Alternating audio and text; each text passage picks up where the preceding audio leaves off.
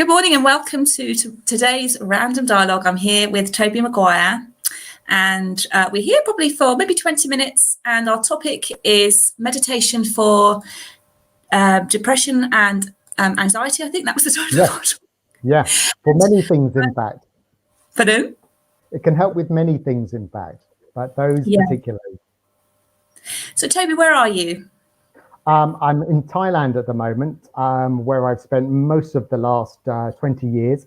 So I came out here to study meditation originally 20 years and just kind of stayed here, really.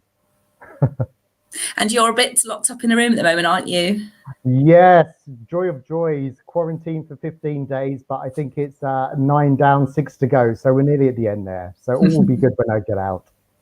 And we've just been playing and testing. Well, we came in and the audio's not been great, so Toby's had to put his earphones in, so the sound isn't fantastic today for us both, but I was getting this feedback, so Toby's put the earphones in, so hopefully it will be a success, and if not, we can always redo it and just introduce you today.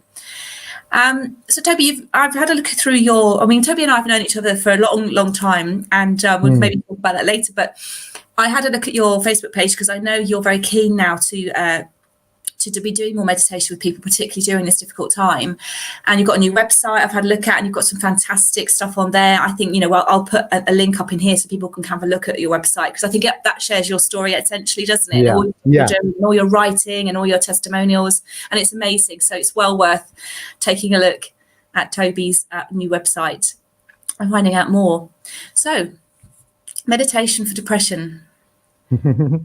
Yeah, well, the reason why I chose this topic today, and it's very close to my heart, because when I was in my early 20s, in fact, the time that I think we first got to know each other all those moons ago, I suffered from depression. And it was, if anyone's ever been in depression or they're suffering from it now, it's a very, very difficult hole to get out of. I mean, everything's dark, everything seems negative. And it seems very, very difficult to change the way that you're thinking about things. And this certainly happened with me. And one day, luckily, I picked up a book in a bookshop called How to Meditate. I read the back: calmness, peace of mind, confidence, all the things that I was missing at that time in my life. And I took it home and I promised myself that I would, whatever was in the book, I would practice it. And so that's exactly what I did. So I started practicing this meditation every day. Half the time I fell asleep, didn't really know what I was doing, only for about maybe 20 minutes. And literally, I began to notice things changing probably within a couple of weeks. First of all, I felt I had a tool. So when things were getting very, very difficult, or I started getting anxious, I had a little tool that I could bring myself to help calm my mind down. But after 2 or 3 months, it just suddenly came to me, bing, like this, like why I had the depression, how it was me that caused it, and what I had to do to change. And it just became so clear. It was like I stood back, I observed my mind, I realized the kind of person who I was, what I was doing wrong, and then I began to change. And since that moment, everything just got better and better and better. So, and that depression, although some people suffer from it and think it's an awful thing, I have to say, I am so grateful that I suffered from that depression. It was the best thing that ever happened in my life, because it made me look for something, it made me change, and I wouldn't be the person or would have done the things that I've done with my life now if it wasn't for that. So it's an amazing thing. Now, when we were younger, I mean, I didn't know any of this, and we were good friends. We kind of hung around together, didn't we? And I wouldn't have known about your depression. Exactly. So what tips would you have if you've got a young person, a young adult watching this and going through something that you went through? What would you say to them? Well, the first thing is always talk to somebody about it. Don't feel afraid to open up, and make sure you open up to the wrong person. And one of the reasons why, when we were friends, I probably didn't notice this to you, is I remember turning around, I was a boy, I was a lad, liked a few drinks in the pub. And I remember turning around to my friend, Nick, I know you know who he is. And I remember saying to him as an 18, 19-year-old, Nick, I'm not feeling myself, I'm feeling depressed. And I remember him turning around to me and said, oh, cheer up and get another drink in, you miserable git. And I was like, so after that, I shut up, and I didn't want to tell anybody about how I felt. And it took me a long time before I could actually turn around and opened up to another friend, and I had to talk to somebody. And the next person I talked to was just so full of empathy and completely different. And he was like, my mum's a counsellor. Do you want me to talk to her about it? And he was amazing.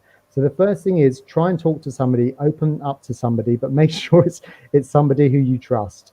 And the second thing is know that there are ways in which you can deal with depression. It's not something that you have to get stuck in forever and ever. There are ways that you can get out of it. My tool was meditation. I strongly suggest trying meditation. It's incredible, but make sure you get to work with somebody who knows what they're doing.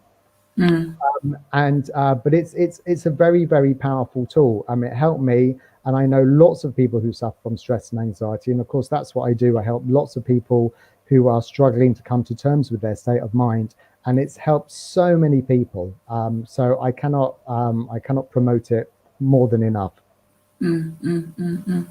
And if we wanted to just get started and we were kind of home, we didn't have a coach at the moment or a meditation teacher, what could we do just to kind of take that step into getting going with it? Yeah, well, there's plenty of things on YouTube. I would learn something called mindfulness meditation. Mindfulness with breathing is a very good meditation to learn. So I originally learned things from a book. I didn't really know what I was doing, but even just learning from a book, I managed to get my head in a good space. And it was only after that I started meditating, I was like, wow, this stuff is amazing. I have to learn more about it. And that's when I started going to meditation centers, Buddhist centers. And I went to one Buddhist center in Brighton, and that's the first course that I ever did. And I was a bit wary. I was, a bit wary about what these Buddhists, and I was a bit scared, but it was the only place that taught meditation. And they taught me nothing about Buddhism. All they taught me was how to meditate. And they taught me these two meditations. One was called the mindfulness with breathing, which literally teaches you how to observe your breath. And the other one was called the metta bhavana, which is the meditation on loving kindness, which helps you have more love for yourself and love for other people as well.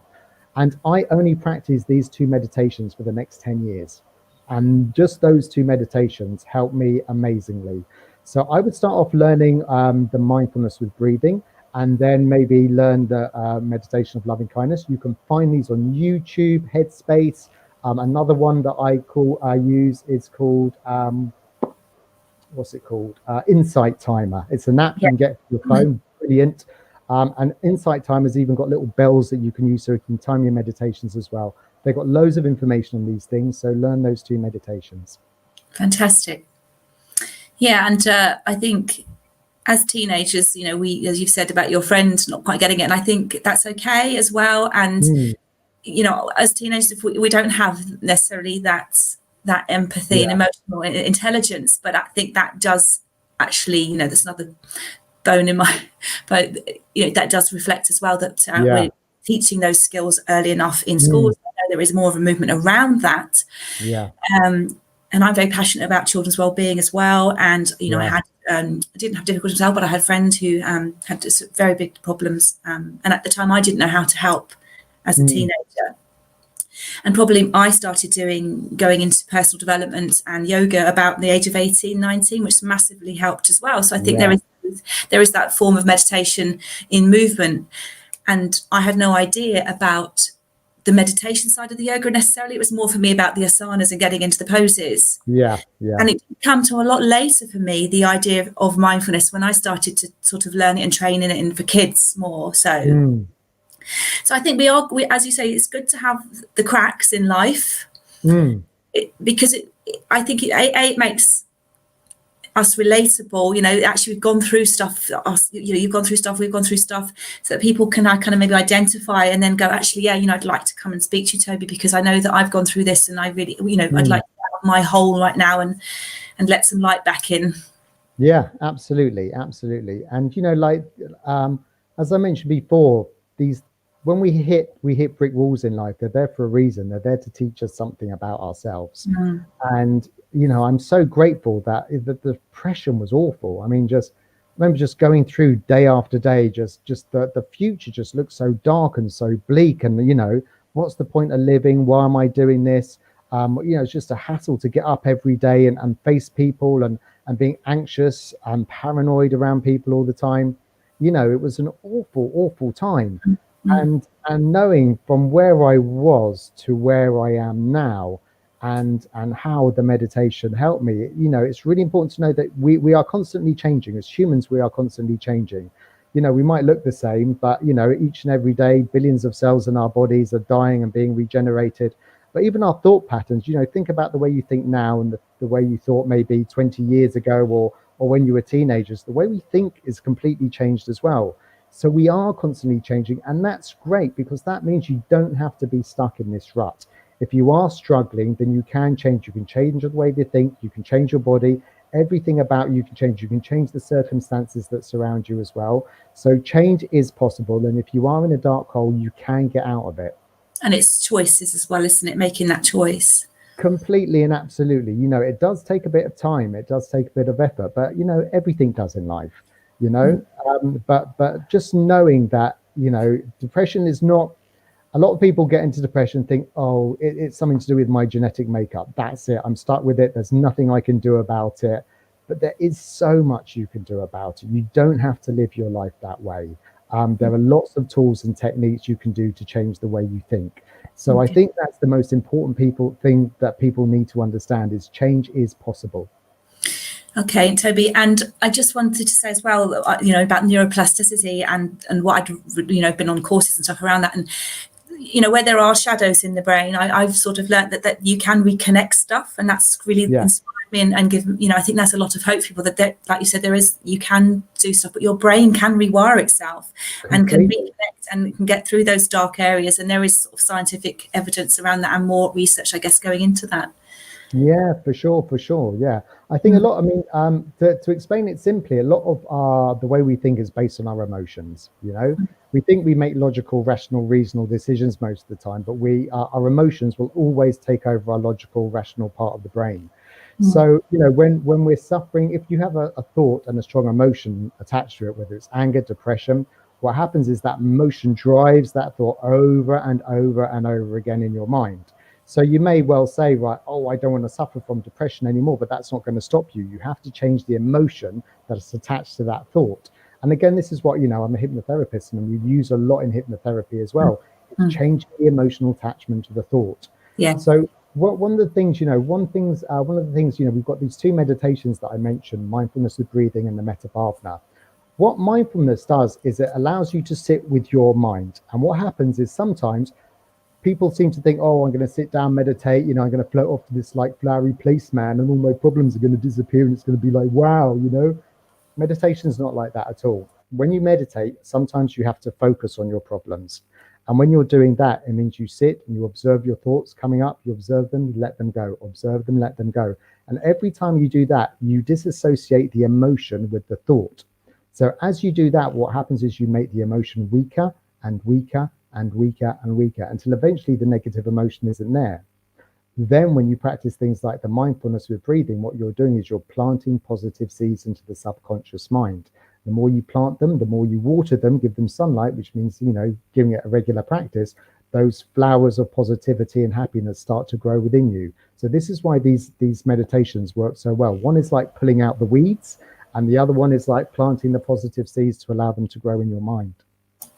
And just, oh my, I've got teenagers clashing in the background. Just hearing that, you know, just gives me an instant uplift. You know, that visualization you've just created in my mind about the flowers. Even that is kind of raised I know right now, my happy cocktail of hormones. Yeah. Maybe I'm wondering whether to whether just for the end, because we, you know, you're obviously wanting to look for opportunities now to come out and share what you're doing and share your gift with the world. Whether you'd like to just end on a short meditation, maybe on loving kindness or something we could just share now, just for a couple of minutes, or what would you? Yes. Yeah, if you want, it's just something. This is something really simple that you can do anytime, anywhere. So what and I'm going to mute myself because of a background noise. Okay. We'll after, but we'll mute and then we'll come out of this this recording. So this has been a random dialogue with Toby Maguire, Zen Mind Coach. I'm Jane Investigates Tyson from Random Dialogues. Thank you very much, Toby, for joining me today. It's been a pleasure. My pleasure. Lovely to see you. I'm going to mute myself. In fact, I'm going to come out of this and put you into the solo layout, and then I'll see you back in the studio after. That'd be great, Jane. Thank you. Take care. Bye-bye. All right, so this is just a really simple meditation that you can practice anytime, anywhere. And it really is coming down just to focus on your breath. And I'm going to do it now and suggest you close your eyes. But you can do this when you're standing in a queue. You can do this when you're talking to people at work and you're feeling a little bit anxious. And all you're doing is you are focusing on your breath, okay? But not only are you focusing on your breath, you're also going to focus on counting as well. And the reason that you focus on counting as well is you're keeping that monkey mind, that mind at the back that is constantly thinking all the time, something to focus on. All right. And the more you keep that little monkey mind occupied, the more calm your mind will be. And when your mind is calm, the biggest problem in the world feels like the smallest problem in the world. But when you allow your mind to become overexcited, small problems feel like big problems. So all you need to do, if you're sitting somewhere comfortably, is just to close your eyes for a moment and just spend a few moments just focusing on your body, making sure that it's nice and relaxed. If you notice any tension in your body, just let it go.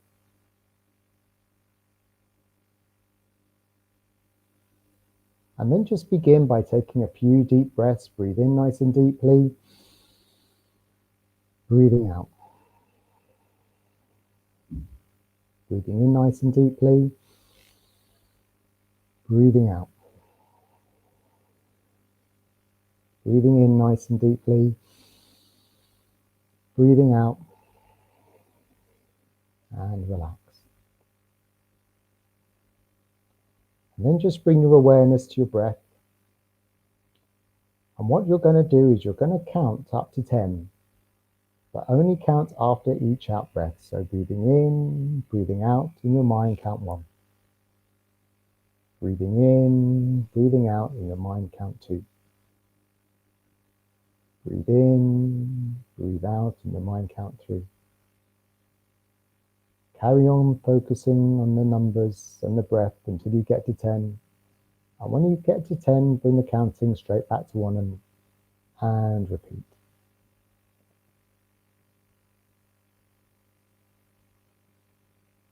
You may notice as you try and focus on your breath, your thoughts begin to wander off. Maybe about things you have to do later today, things you should have done yesterday, or perhaps just random thoughts.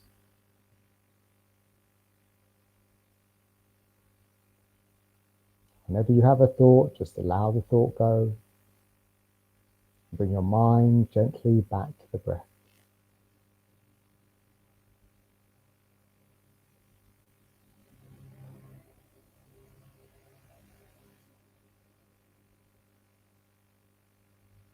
Constantly noticing the thoughts rising.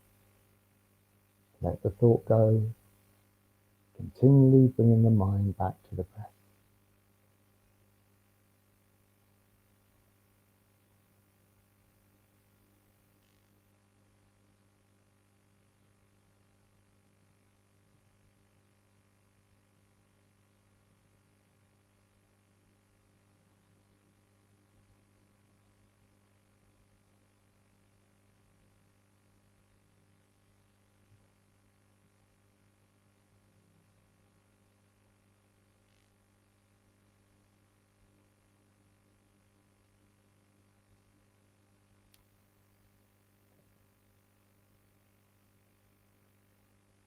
Okay, so there you go. Something very simple, something very easy that you can use anytime, anywhere.